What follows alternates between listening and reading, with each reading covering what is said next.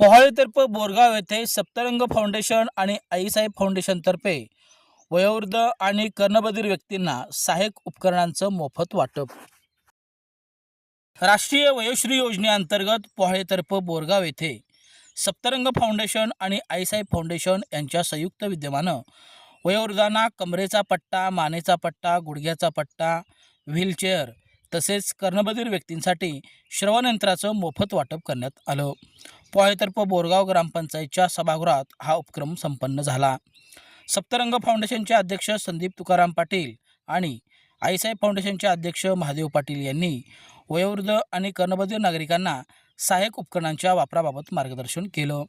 याप्रसंगी रमेश पाटील, ऋत्विक पाटील, सिद्धांत पाटील, अमित राणे, अमित दळवी, प्रदीप दळवी, ओंकार पाटील, प्रतीक गुरव, साईराज राणे, अनिकेत पाटील, महेश पाटील, सजराव जाधव, देवदत्त माळवी, रणजित पाटील आदी उपस्थित होते।